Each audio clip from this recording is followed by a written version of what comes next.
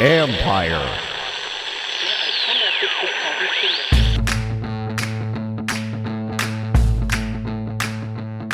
Hello and welcome to my podcast. Do me a favor, subscribe to the John Con Report. Wherever you get your podcast, you're watching on YouTube, you can see this guy, Sam Fortier, right here. Do me a favor, hit that like button, hit that subscribe button. You can find us there as part of Empire Media. That's AMPIRE. Don't forget, you can always read my work on ESPN.com, and I'll get to Sam in a minute. And also, I'm going to be doing a podcast with Bram Weinstein, the voice of the Commanders, that'll come out Monday to get you ready for training camp when I'll be doing reports after every practice.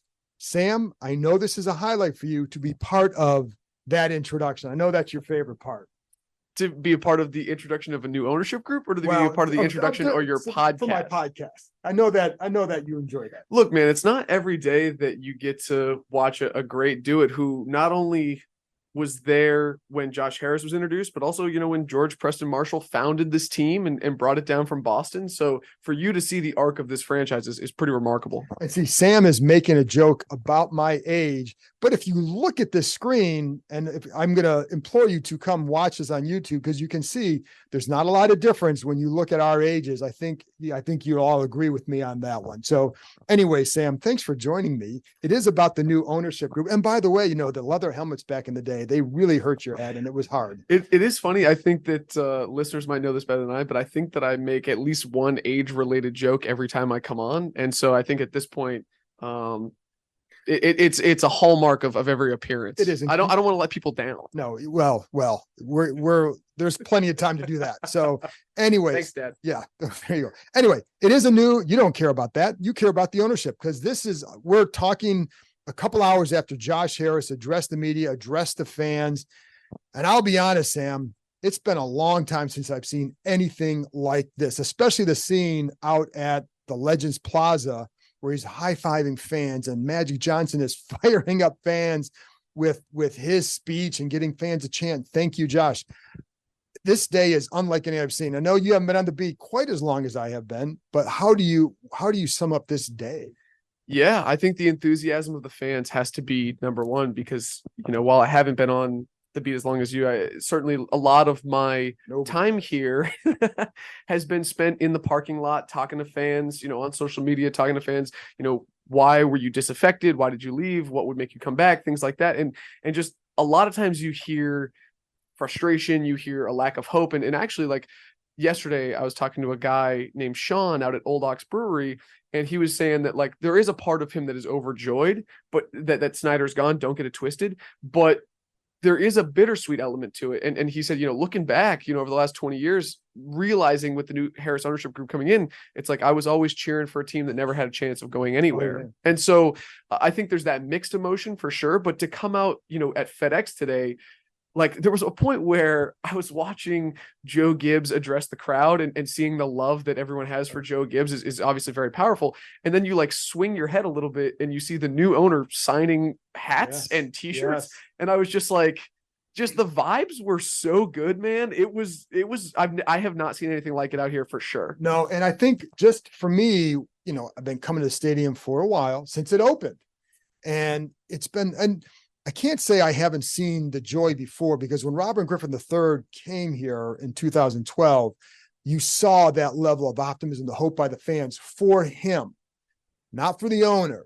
But what this represents is that change and a chance to get back there. At least, I think, and Harris kind of touched on all the right notes, but let's stick with the enthusiasm, because even like Terry McLaurin was telling us that he didn't understand the weight of everything until maybe you really either talk to more people or you see the reactions like this. Like, you see people just had joy on their faces, and I haven't seen it. It's been a long time since I've seen that here. Now, you said you were at Old Ox Brewery yesterday during the vote. What else did you pick up from there, from the vibes of the people there?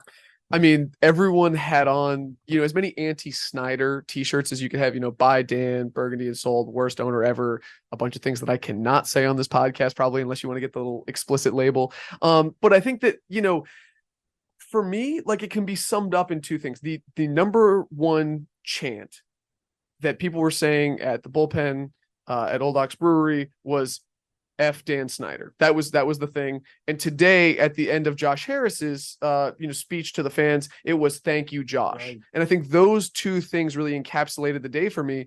And going back to the point about players, John Allen said at one point to the fans, I've waited 7 years to see the fan base like this. And so I think that he said, everyone knows, I think, what this fan base can be. And I think that you are getting a very brief, bright glimpse of, a fan base regaining its swagger, maybe. And I think that's a great thing. I'm glad you brought up Allen, because we were talking to him later and he said, he remembers what he grew up here. He knew what it was like during the RG3 season, where there was that electricity here and you could go to a game and the fan base, it was electric. And that's maybe the last time it's fully been like that for a year. And, he said he can't wait to see what it's going to be like this season. Like, I think these guys are going to be so jacked for that season opener, because it's just, I would imagine this is going to spill into the season. Now, how good they are, I don't know, but I think the ability to reignite the fan base is a big part of what this season is about. Do you think? Yeah, absolutely. And Jason hinted today, Jason Wright, the team president, said that he's expecting week 1 to be a sellout. He's also trying to sell tickets. He is also trying to sell tickets, but I do think, you don't make that unless you see some numbers internally. I mean, maybe he would, but I think they're going to, but I think they'll get there. The enthusiasm coupled with him saying that, I do think that there will be a really strong crowd in week 1. To me, it's almost more indicative. Buffalo at home in week 3. What does that look like? Because you hear so many fans say, oh, the name change turned me off, or Snyder turned me off, or I did, this or that. But if those things changed, I would come back. To me, the real question is, how many of those people were serious? How many of those people actually will come back? And I don't think that it's possible to know the answer until it's like, this summer we've been going to a lot of football camps, a lot of youth camps that players have been holding. And, you've heard over and over again, oh, X number of kids RSVP'd, we got 50% of them. And so I'm curious, how many of those fans will show up? What will FedEx be like when it comes down to a game day? Because today felt like a game and there was nothing on the field. It did. And I do think that a lot will come back, because I'm sure there are a lot of people who said they were quitting them who would always pay attention to them. And I don't know how many that really were like that, but I'm sure that there was a segment of that they need a reason to come back. And so this is the testing that theory. Like, yes, do you really believe that? Now they have to then go out and produce. And I think it's going to take time. I don't know if this is the year that's going to re-energize from they're a 12-win team. I don't, that's a lot of faith to get there at this point. But the process, and 76ers fans, the process starts now toward winning them over. And I think Harris kind of touched on a lot of that in his talk to the media, in his press conference with the media, which some of the things that jumped out to me, I'm curious what you think, is basically a lot of things they touched on were the things basically do the opposite. Be the opposite of what it had been, right? As far as don't accept certain types of behaviors, don't, treat people well, get good people here to do and let them do good things. Like, what did you think? Yeah, I think to that point, especially on the business staff, especially, just organizationally setting the tone that the improper things that happened here before have no place here and we will not accept them. That is, a fundamental thing that you need to say. And it just should be commonplace. The things that stood out to me in terms of maybe football roster building, or even, organizationally getting this team back integrated into the community, was that he said, this is not going to be easy. Right. This is going to take time. And he said at one point, I think maybe to the fans, like, you're going to get on us. You're going to be on our butts because we won't always, know the right thing or do the right thing. And you're going to hold us accountable. And obviously we've heard people say that here before, but I do think that Josh Harris's experiences in Philadelphia and New Jersey and in South London with Crystal Palace, like, I think that he has a much better frame of reference maybe than people who did not own sports franchises before, or had not been in some of those senior level positions that had been here before, that have been here before. So to me, the acknowledgement, hey, this is going to take time, I think was really important. And one other thing I will say is Mitch Rails, who is a minority partner, he really impressed me with sort of the same messaging today. And I thought, like, his speech, I guess, during their presentation really stood out to me as that guy does not have a sports background. He's not he doesn't have a sports empire like Harrison Blitzer, but like that dude seems to get it. And I think that was impressive. Well, I think there was also emotion when those guys were talking, when Mitch Rales and even Harris, like there's emotion that comes with owning this franchise, not a franchise, this one, because they are from here. They're, whether they were born here or whatever, Rales moved here, Harris born here, Mark Ein lives here as well. So they have these ties to the city that you could feel that emotion, to me, when they were discussing it and what it means to them and what they know it means to the city. Yeah, absolutely. And the guy who I don't think talked publicly today, but Mark Ein, obviously a big DC guy as well. And like, I think that maybe he told my colleague this, but Mitch Rales said, like, this is not for me. Like, he owns Glenstone, which is an art museum in Maryland. Like, he is not a sports guy. And he said, like, I'm not interested in other sports things. It's this is the thing to me. And, I'm sure fans have heard it by now, and we'll probably hear it a lot of times again, but, Josh Harris growing up in Chevy Chase, going to RFK, like these guys appreciate some of those cultural touchstones. And so to me, we didn't get a lot of concrete answers on the stadium because they've talked about their priorities are fan experience, winning football games. But at one point today, community, when Josh was speaking, I think fans started chanting, RFK again. And I think that remains to be seen. And there are a lot of complexities that will go into that. But if nothing else, it will not be, if that doesn't happen, it will not be for a lack of understanding of what this fan base wants. Correct. And I think there's going to be a big effort to try to get there, whether or not they succeed, because RFK came up a lot. Now, of course, that's his memories. And it's not just in a wink way, like we're going down there, but they know what that site means. They know that that's like a mecca almost for Redskin, Commander, whatever fans. And so I think you're right. I think they understand. And it's not just, listen, Dan Snyder had ties here. Dan Snyder grew up here, but it just never clicked that way. And he didn't surround himself with a bunch of people who also had that same vision, shared that same passion. And so, and it really, he never, I think, got beyond being a fan per se, right? Whereas I think Harris is a fan, understands the fans, but is a businessman and an owner. And he said, I thought it was very interesting that he said today, being a fan is not enough. Correct. And I think that was, I don't know if that was like a subtle shot at Snyder. I don't think it was, or if that was a subtle distancing, but like, Joe Gibbs said today, like, oh, we have a Washington group. We have people that understand the history and the culture of this franchise. You had someone who was that way. Dan Snyder was, if you go back and read the coverage of when he first came in, if you remember those times, like that's exactly what they said about this guy. So the difference to me is that this guy has owned a sports team, multiple sports teams. He knows it. He knows being a fan is not enough. And one other kind of note that I'll say is, and you brought it, you kind of brought it up. There was a big difference because one of the last times I was on Legends Plaza was in October. I forget maybe it was the Sean Taylor thing, but which one? Yeah, exactly.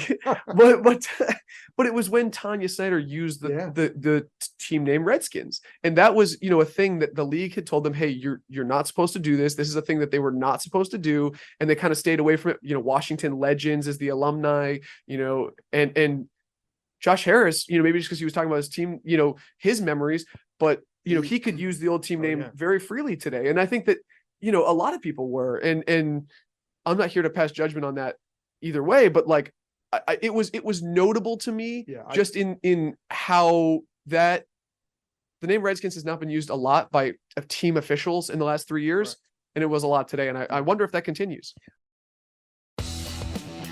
School is out and summer is here, so it's time to plan your next family adventure. With 8 different levels, 16 courses, 250 climbing obstacles, and over 4,000 feet of zip lines, the Adventure Park at Sandy Spring, located in Montgomery County, Maryland, is the largest ropes course and zip line park in the country. Beat the heat and join us after dark for some night climbing. When the sun goes down, the park is lit up, allowing you to climb under the stars.